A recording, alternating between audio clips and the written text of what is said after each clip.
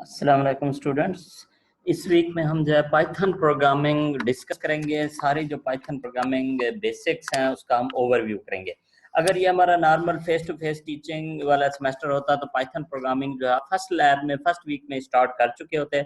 अभी क्योंकि I hope कि आपने पाइथन अपने सिस्टम्स में इंस्टॉल की हुई है और सारा काम आप जो है प्रोग्रामिंग का खुद ही कर रहे हैं, तो कुछ पाइथन की कमांड्स या ओवरव्यू देना जो है बहुत ज़रूरी है।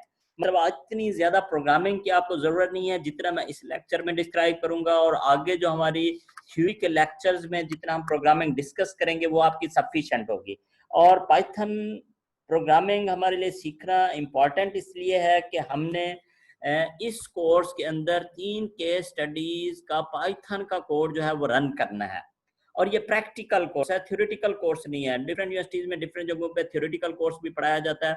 अगर थ्योरेटिकल कोर्स पढ़ाया जाए तो वो जस्ट एक टीचर जो है वो स्लाइड रन कर रहा हो और आपको चीजें एक्सप्लेन करो। जब तक आप प्रैक्टिकली कोई चीज एक्सप्लेन एग्जीक्यूट नहीं करते, परफॉर्म नहीं करते, तो तब तक जो है आपको वो चीज समझ नहीं आती। तो ऑल दो ये आर्टिफिशियल इंटेलिजेंस का इंट्रोडक्टरी कोर्स है, बेसिक लेवल का कोर्स है जिसमें आप एआई रिलेटेड जो बेसिक्स ही आप सीखते हैं, लेकिन यह है कि फिर भी आप प्रैक्टिकली वो करके चीजें देखनी है आपने। इम्पॉर्टेंटली जो आफ्टर द मिड टर्म हम जो है केस स्टडीज जब हम डिस्कस करेंगे तो पाइथन प्रोग्रामिंग जो आपको आनी चाहिए। और इसमें एक और अच्छी बात यह है कि पाइथन प्रोग्रामिंग सीखने के लिए या करने के लिए आपको कोई प्रोग्रामिंग का बैकग्राउंड नॉलेज नहीं चाहिए। पाइथन जो है relatively as compare to other programming environment जो है, पाइथन जो है बहुत ही सिंपल है, बहुत ही अंडरस्टैंडेबल है। बस कुछ चीज़ों का जो है वो आपने ख्याल रखना होगा, इसके सिंटैक्स का। वो आज इस वीक के वीडियो लेक्चर्स में मैं आपको एक्सप्लेन करूंगा।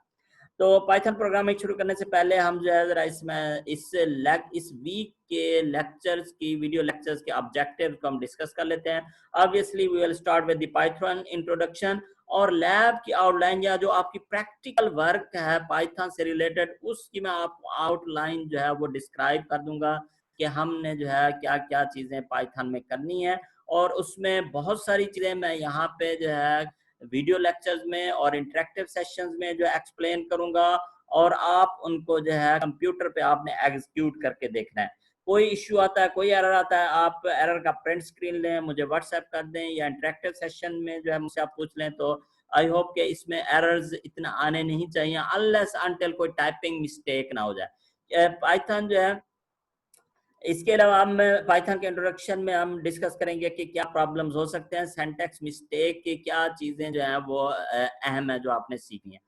अच्छा, पाइथन बेसिक्स, वेरिएबल्स कैसे डिक्लेयर होते हैं, सारे ऑपरेटर्स आपके पास अवेलेबल हैं। कुछ एडिशनल चीजें भी, डिफरेंट तरह के भी ऑपरेटर्स अवेलेबल हैं, डिफरेंट लाइब्रेरीज अवेलेबल हैं। वो सारी चीजें जो कन्वेंशनल प्रोग्रामिंग इन्वायरमेंट में होती हैं वो आप देखेंगे कि वो सारी चीजें अवेलेबल हैं।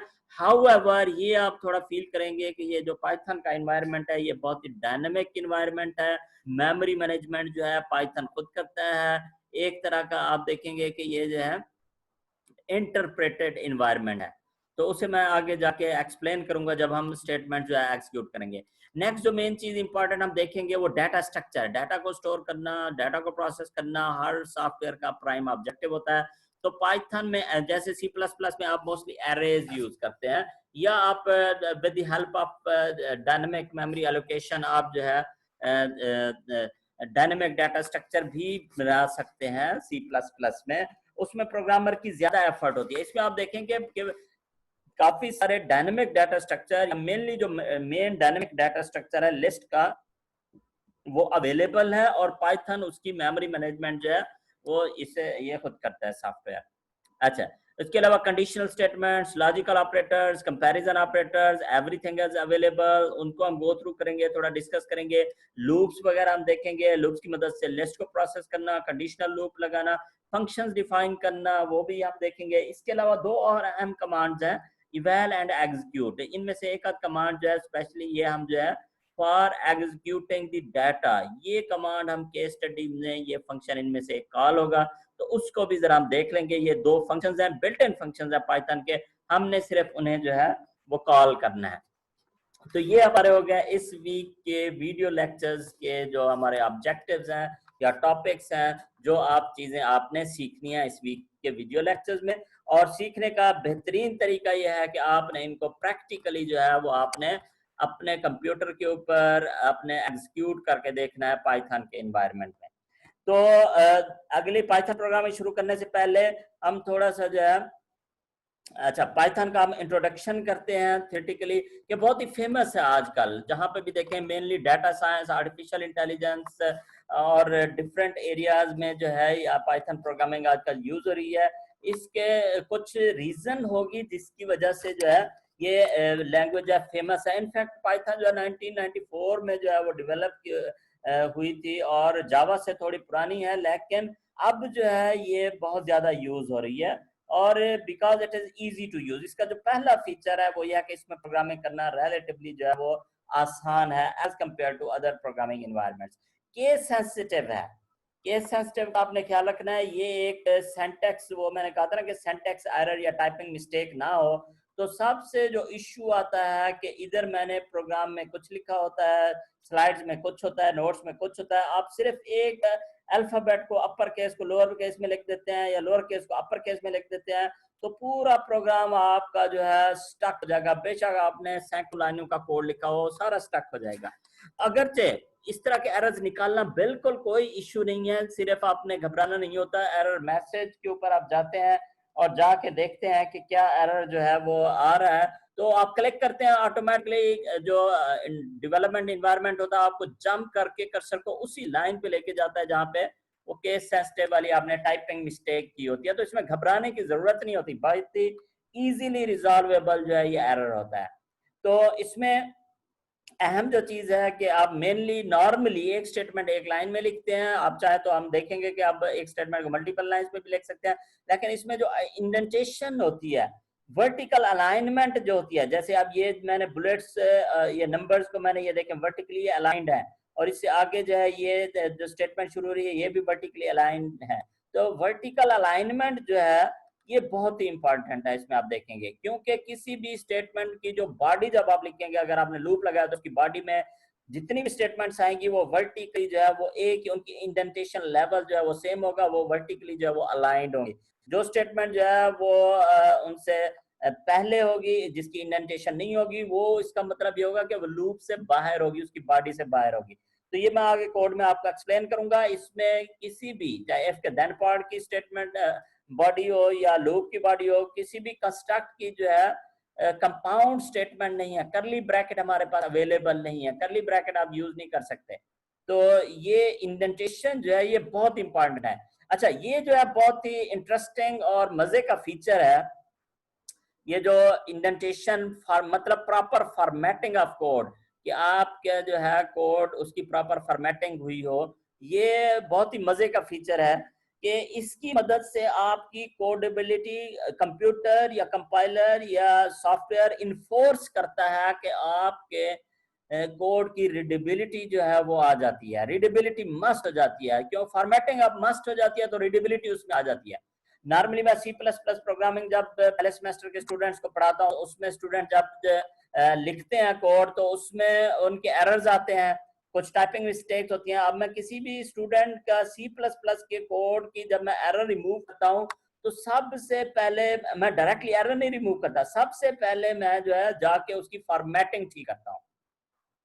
C++ में फॉर्मेटिंग जरूरी नहीं है कि आप 3-4 स्टेटमेंट सेपरेटेड बाय सेमीकोलन एक ही लाइन में लिख दें, कंपाइलर को कोई इतराज नहीं है वहां पे, लेकिन फॉर रीडेबिलिटी ऑफ कोड मैं जाके सारी स्टेटमेंट्स को सेपरेट लाइन पे लिखूंगा, उनकी इंडेंटेशन करूंगा, फॉर्मेटिंग करूंगा, फिर मुझे पता चलेगा कि अब ये एरर यहाँ पे आ रहा है, तो रीडेबिलिटी आ जाती है कोड में। तो उसमें कंप्यूटर या C++ का कंपाइलर या जावा का कंपाइलर हमारी हेल्प नहीं करता, इन्फोर्स नहीं करता for the formatting of code. ये पाइथन का बहुत ही अच्छा फीचर है कि इन्फोर्स करता है। अगर आपने फॉर्मेटिंग नहीं की हुई, प्रॉपर इंडेंटेशन नहीं की हुई, तो कोड आपका एग्जीक्यूट ही नहीं होगा। ये इसमें बहुत ही इंटरेस्टिंग बात है, और ये जो है मेरा ख्याल है बहुत ही अच्छा फीचर है जो कि पाइथन बनाने वालों ने जो है वो इन्फोर्स किया है, लैंग्वेज वालों ने। तो ये मुझे जो है I really like this feature कि फॉर्मेटिंग जो है वो कंपल्सरी है इसमें, प्रॉपर फॉर्मेटिंग। उसके अलावा एक चीज आप देखेंगे कि ये जो है इसका जो इनिशियल हम वर्क करेंगे या डिस्कस करेंगे अभी शुरू की वीडियोस में कि it works like an interpreter loop है। आप कमांड लिखेंगे, एंटर करेंगे, कमांड एग्जीक्यूट हो जाएगी, उसका रिजल्ट जो है वो प्रिंट हो जाएगा इंटरप्रेटर पे। तो it is kind of interpreted environment. तो इंटरप्रेटेड इन्वायरमेंट जो होता है वो सेपरेट एग्जीक्यूटेबल फाइल बनाने की बजाय कंपाइलर जो है एग्जीक्यूटेबल फाइल बनाता है सेपरेट। इंटरप्रेटर जो है तो एग्जीक्यूटेबल फाइल नहीं बनाता, वो उसी स्टेटमेंट को वहीं पे रन करके आपको जो है वो शो कर देता है, उसका आउटपुट जो है वो शो कर देता है। तो ये पाइथन का जो है इंटरप्रेटेड इन्वायरमेंट है। हम इसके इंटरप्रेटर पे जो है वो हम काम करेंगे, कंसोल विंडो में काम करेंगे, और मैं यहाँ पे अभी आपको एक्सप्लेन करूंगा कमिंग वीडियोस में। अच्छा, हम जो सॉफ्टवेयर यूज करेंगे उसे हम बोलते हैं पाईचार्म का इंटीग्रेटेड डेवलपमेंट इन्वायरमेंट। तो ये IDE जो है पाईचार्म का हम यूज करेंगे, नेट पे फ्रीली अवेलेबल है, और इसमें मैंने जो है अभी मुझे कुछ मंथ्स हो गए हैं, मतलब तकरीबन 1 साल हो गया इनफैक्ट। तो लास्ट ईयर से जो है मैं यूज कर रहा हूँ, 2 सेमेस्टर्स हो गए, और वही जो है कम्युनिटी एडिशन जो है, फ्री वाला एडिशन जो है मैं यूज कर रहा हूँ पाईचार्म का, और हमारी नीड्स के लिए वो सफिशिएंट है। उसमें हमें जो है बिल्कुल जो है कोई इश्यू नहीं है इसकी अवेलेबिलिटी का। बहुत ही स्मूथ रनिंग और बहुत ही रिच इन्वायरमेंट है जो कि प्रोग्रामर को हेल्प करता है। अच्छा, पाइथन की आउटलाइन में डिस्कस करता हूं कि थ्योरी के टॉपिक्स में भी मैं एक्सप्लेन करूंगा, और अगर हमारी लैब होती तो आप उसमें एग्जीक्यूट करने में मैं आपकी हेल्प करता। अभी जो आप खुद एग्जीक्यूट करेंगे ऑनलाइन, मैं आपकी हेल्प करूंगा। तो जो पाइथन प्रैक्टिकल की हमारी आउटलाइन है उसमें हमने बेसिक्स, ऑपरेटर्स, वेरिएबल्स, या बेसिक्स में सारी चीजें आ जाती हैं। मैंने अभी यहाँ पे खाली ऑपरेटर्स लिखा हुआ है। that also includes the conditional statements, logical operators, comparison operators, बहुत सारी चीजें जो अवेलेबल हैं। डाटा स्ट्रक्चर्स, लिस्ट, अब देखेंगे टपल्स इसमें होते हैं, सेट्स होते हैं, डिक्शनरीज होती हैं, वो हम जो है इस वीक में हम इन सब को गो थ्रू करेंगे। इसी तरह से लूप्स अवेलेबल है, वो हम डिस्कस करेंगे। रिकरियन अवेलेबल है, रिकरियन जो है पाइथन में हम करेंगे। तो ये जो पहले 4 पॉइंट्स हैं ये सारे हमने इस वीक की वीडियोस में, कमिंग वीडियोस में हमने गो थ्रू करने हैं। एक्चुअली हमारे पास लैब में हमारी इंटरेक्शन नहीं हो रही, लैब की वीडियोस तो आपको मिल रही हैं, लेकिन यह है कि मैं जो है जो आपको एक्सप्लेन करने का ये मेरे पास एक ही वीक है, तो इसमें मैं ये सारी बेसिक्स जो है, ये 4 पॉइंट जो है ये मैं कवर कर लूंगा। तो इसमें उसके बाद जो है ये हमारा इस वीक का टारगेट है। ये जो है recursion is basically the fundamental technique, programming technique of AI softwares. AI के जो सॉफ्टवेयर्स होते हैं, हम जो केस स्टडीज हम उनका कोड डिस्कस करेंगे इस कोर्स में, जो क्लासिकल AI के प्रोग्राम्स हैं वो भी आप देखेंगे कि वो रिकरियन है। और इस पे हम जो है वीक 8 में हम शुरू करेंगे, और 9 2 वीक्स में हम जो है रिकरियन की एडवांस टेक्निक्स जो है वो सीखेंगे। तो बेसिकली रिकर्सिव प्रोग्रामिंग थोड़ा सा फेमिलियर होते हैं कि एक फंक्शन अपने आप को कॉल करता है। रिकर्सिव प्रोग्रामिंग जो है वो हम करेंगे, और लेकिन आगे वीक 8 में जाके, तो तब तक आपके लिए बहुत ही सफिशिएंट टाइम होता है लैब में पाइथन के एनवायरनमेंट से यूज टू होने के लिए, पाइथन प्रोग्रामिंग फंडामेंटल्स, फंक्शंस बनाने के लिए, सारी चीजें आप यहाँ पे जो है वो रिवाइज कर सकते हैं।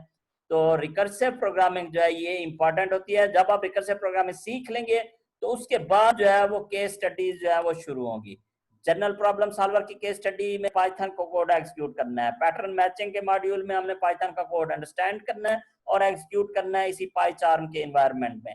सिमिलरली एलाइजा का सॉफ्टवेयर जो है, ये जो सेकंड हमारा केस स्टडी होगा नेचुरल लैंग्वेज प्रोसेसिंग से रिलेटेड, वो भी पाइथन के एनवायरनमेंट में आपने एग्जीक्यूट करना है। और जो लास्ट हमारी केस स्टडी होगी जो आपने एग्जीक्यूट करना है वो हमारा स्टूडेंट का प्रोग्राम होगा, तो उसको भी आपने जो है वो एग्जीक्यूट करना है। तो ये हमारी प्रैक्टिकल की आउटलाइन हो गई जिसमें ये 4 पॉइंट्स इस वीक की कमिंग वीडियोस में हम कवर करेंगे। इंशाल्लाह नेक्स्ट वीडियो में फिर मुलाकात होती है। अस्सलाम वालेकुम।